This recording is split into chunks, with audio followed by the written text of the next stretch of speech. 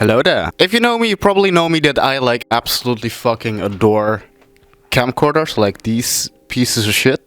You know them. Yeah, you love them, you hate them. Pieces of 90's technology, relics of the past, recording on videotape.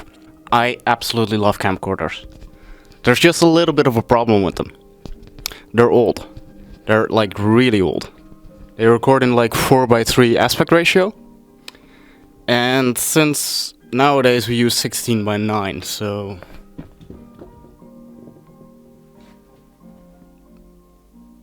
cat. And nowadays we use 16:9 because widescreen and yada yada yada, all that good stuff. This video is the 16:9, obviously. But how cool would it be if you could actually record 16:9 on a camcorder? And I hear you saying right now that, yeah, that is an option. But let me just get really fucking technical real quick. When you're using the setting of a camcorder, which some of them have, to record in 16:9, your sensor is still 4:3. So instead of, well, doing some fucking magic, it'll crop the top and bottom out of your image, leaving you with a suboptimal image because you're not using the entire sensor to capture your 16:9 footage. I was wondering if I could actually use the entire sensor to get a little better low light performance and all that fancy good stuff. And I think I got like somewhere.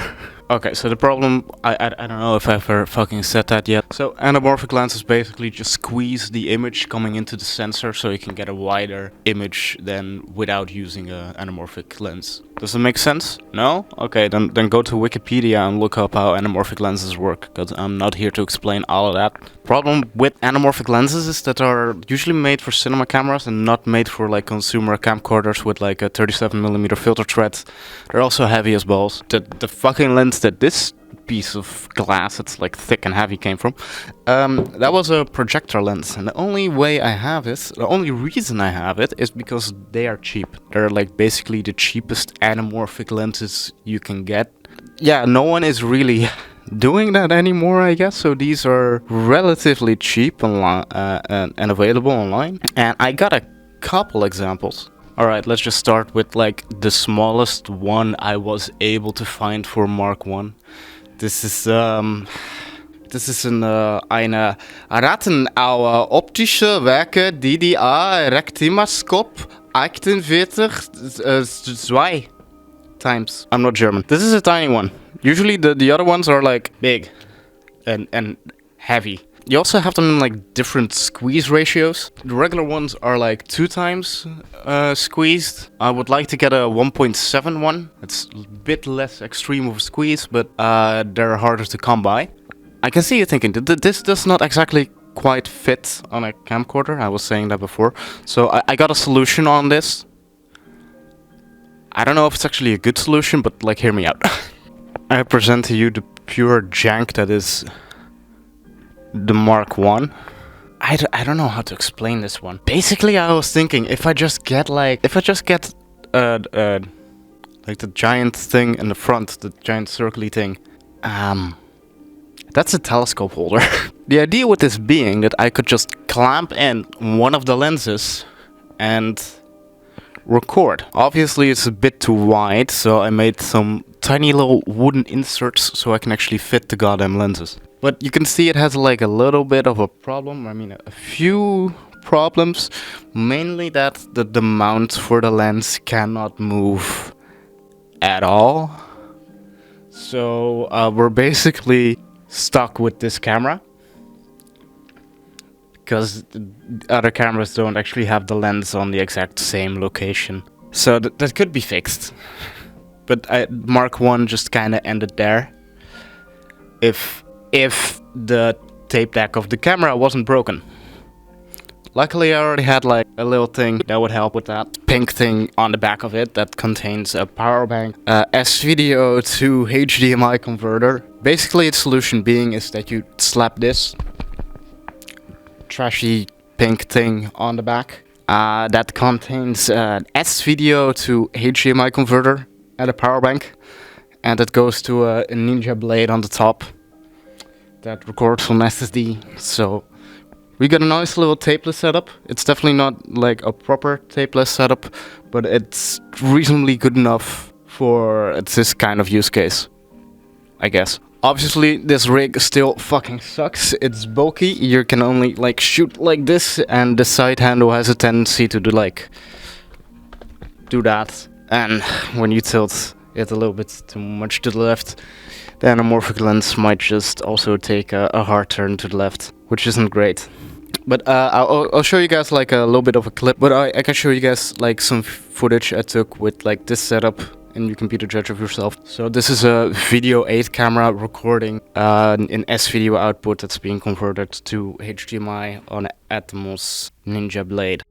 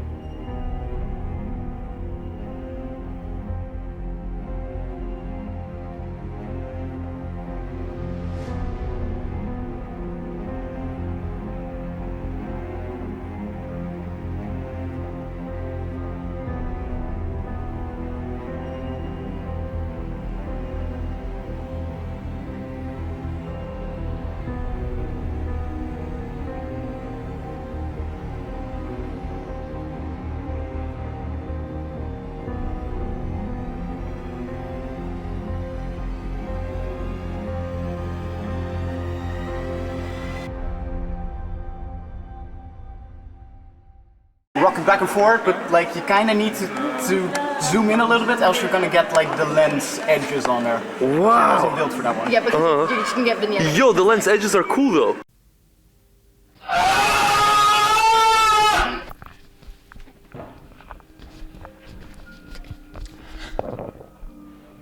Now, I probably haven't even told you why I'm doing this.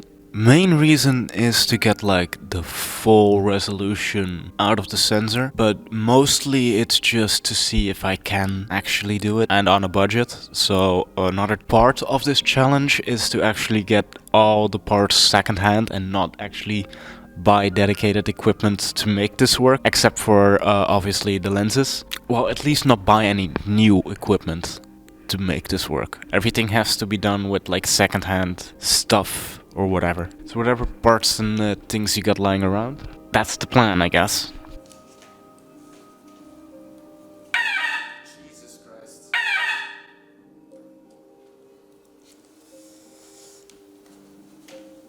Okay, where was I? Okay, what I was just saying about not specifically buying parts for this. I got very lucky because I found this very shit shoulder rig thingamajig at a thrift store. Okay, I'll be honest, this thing is fucking terrible. I made this version way too complicated for my own good. Mostly because I wasn't actually happy with how I was recording it. There was something about the video from the Ninja that was like not great. So I wanted to use a different type of recorder for this setup. That came with a whole lot of problems. Only thing I did figure out in this version was a way to nicely mount the lenses. Lenses here are held in with some zoom lens support brackets or whatever. Got like a pack of 3 of them from eBay, and I was like, oh yeah, one of them might fit. Plot twist, they did not. One of them kinda did once we put some tape on there, but they only crimp like a little bit, so you gotta have one with the right diameter. So basically I just screwed that on a piece of wood and then set it at the right height and screwed that into the front. A big plus, I mean I think it's a big plus of this setup. One of the advantages of this piece of shit rig is that the camera itself is on a quick release plate. Problem being, again, as Mark 1, since I put the anamorphic lens fixed on the front of it with no height adjustment or anything this time, it is impossible to use this rig with another camera. Again. So we're stuck with this little beauty. A little DV handycam. What model is this again? Yeah, it's definitely one of the models Sony made. Another addition I did this time that actually made a ton of difference was like putting a 1.5x teleconverter on the front. That also helps with minimizing the light bleed, because it just sits a little bit more snug. Since it's teleconverter, you also don't have to zoom in that much. In the previous rig I didn't have a teleconverter and I had to basically zoom in all the way to get the edges of the lens out of my frame. And it's basically just trying to shoot like 8 or 10 meters in front of you. So that was less than ideal. This one has a little bit less, but this rig has a lot of problems. I can show you that in a second. Okay, so now that we have the camera in, who can see the one obvious problem with this rig? Any guesses? That's right. The screen don't flip. Luckily for us, to counter that, we have got a tiny little monitor with like either HDMI input or composite video inputs, and we're using the composite video input today. Okay, once you got the preview monitor on there, you can actually see what the fuck you're recording. We still have one little problem. Remember how I said that we were stuck with this camera again? Even though it's a different camera, this one also has a broken tape deck, believe it or not. So we are gonna go tapeless again, and this time we're gonna do it the proper fucking way. But the proper fucking way is hard and bulky, so bear with me for a second. Alright, for this tapeless solution, we actually got a proper solution once. The Firestore FS100 DVC Pro HD Firewire recorder. Yep, a movable hard disk recorder. Strangely, one of the few proper ways to actually record DV video over Firewire properly on the go. I don't know if you noticed, but we got a tiny little bit of a pouch on the side that fits this thing perfectly. Yeah, it's holding with zip ties. I never said it wasn't janky as hell. It's just a proper recorder, not properly secured. So the idea being is that you take your Firewire cable and we use both outputs of the camera at the same time, getting Firewire DV video output for our tapeless recording and then getting the composite video for our preview monitor. There's just one small problem. Again, the said Firewire recorder has a battery life of about 10 minutes and that won't fly. So I had to think of a solution to sort of semi-fix that. And the solution is maybe a little bit more janky than the rest of the rig. I don't know if I've told you guys this yet, but MPF batteries are like my favorite fucking battery of all time. This camera is running on MPF battery. All my lights are running on MPF battery. My cinema camera runs on MPF battery. And all these old ass camcorders also run MPF batteries. So I probably have enough of these bricks to build a house. Now the idea is pretty fucking simple. We take this little MPF adapter that converts the voltage to like whatever the fuck you want. This one has like the 8.4 volts, it's 12 volt and a D-tap and a USB-A port. It's great. But it's not gonna work with the fucking Firestore, because that thing needs 15 volts to function. So because of that, I put a little boost converter on the top of it. So we're taking the 16.8 or 16.4 volt from the D-tap, down converting it to 15, and then we're sending that directly to the Firestore. There's also a tiny little bit of an advantage in here, is that since the Firestore does have an internal battery, even though it's dead, it should be a nice backup battery. That means that when I'm swapping my MPF batteries, the thing won't immediately die on me and start resetting settings again. So after all that's done and finished, what was the problem with this rig? Well, the main problem with this rig is that the monitor arm was just weak. Yeah, it kind of just like slapped around from left to right and then gave me a headbutt. It wasn't great to deal with, but the overall experience was a lot more comfortable than the pink abomination I had made. But since the rig itself is of such dubious quality, it definitely struggles holding a lens of this weight and all the other stuff on there. So a lot of the 15mm rods will just like move around and swivel a bit, especially the handles, which isn't great because all of a sudden you're just recording like this, the handle will go like that and your lens is pointing at the floor. So yeah, way too complicated, way too bulky, way too many things to keep track of, because the monitor needs its own battery to get charged, the fucking Firestore needs a battery, and the camera itself needs a battery. So yeah, not ideal, I guess. But I can show you guys some of the sample footage we took.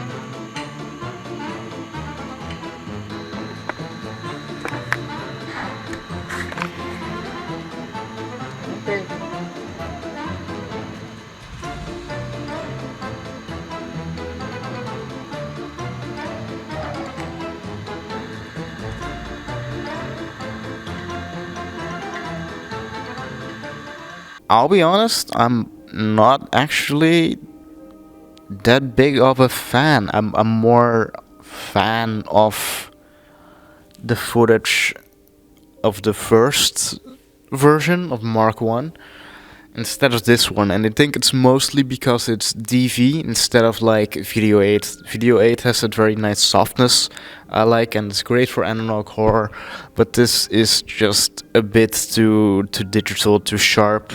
Something about it just doesn't really tickle me that well.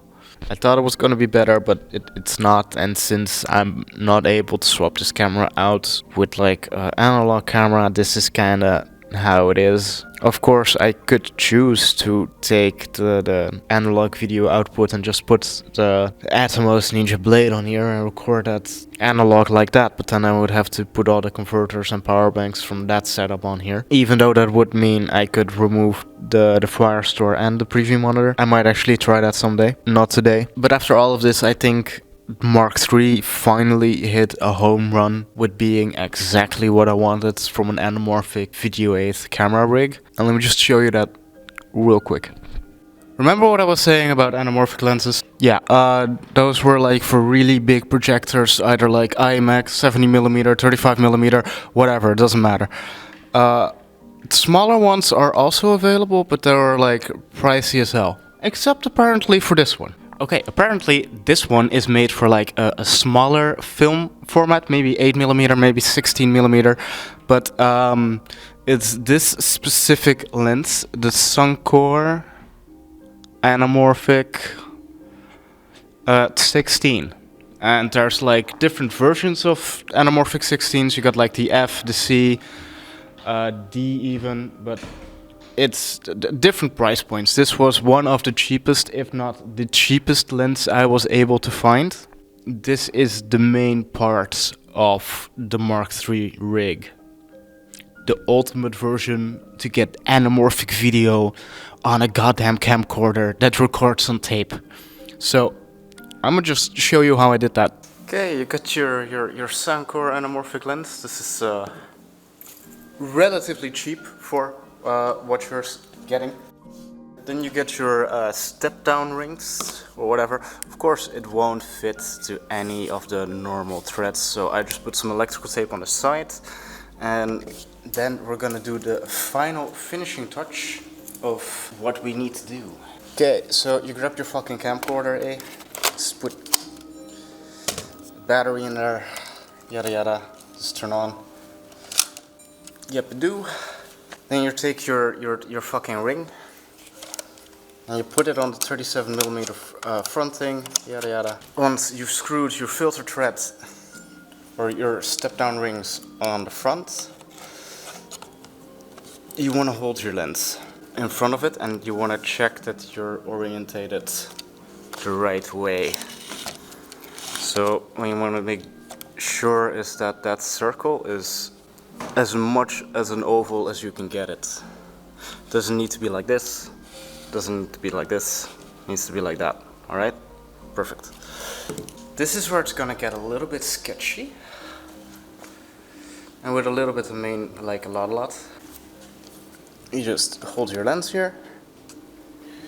Like final look if it's straight, and then you get your fucking electrical tape and just go to town. Just tape this damn bitch on there. Also, maybe before you do that, you want to set the focus of your lens to infinity, your anamorphic. And if you do manual controls on the Sony, you should also do that. Yep, perfect.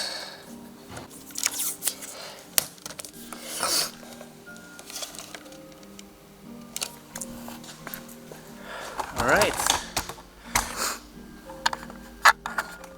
And then obviously you do have to like zoom in it like a little bit, not too much. It's at least a lot less than it was on the other rigs. It looks like I still have steady shot on, so you want to avoid turning steady shot on because it stabilizes the sensor, so you have them weird jumping around. So definitely don't do that. But all in all, this is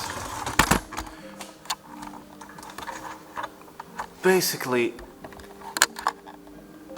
the ultimate tape anamorphic rig.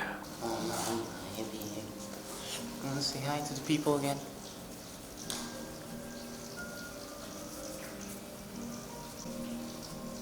That's such a good cut. Good cut.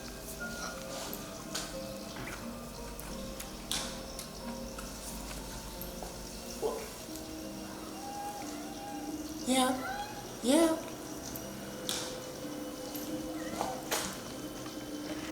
Okay, so in the end, this is the ultimate anamorphic rig for camcorders, obviously, video 8 camcorders. This is the best solution I could come up with. This lens is relatively light enough that the filter holder won't break, even though it's plastic. And I know I'm putting a lot of faith in some off-branded electrical tape, but so far it works. No compromise on form factor. You can just easily do it with one hand still. And there's one problem with this one that I don't have to solve. Since most camcorders use a 37mm thread, I can just pick a camcorder that actually does have a functioning tape deck. So this thing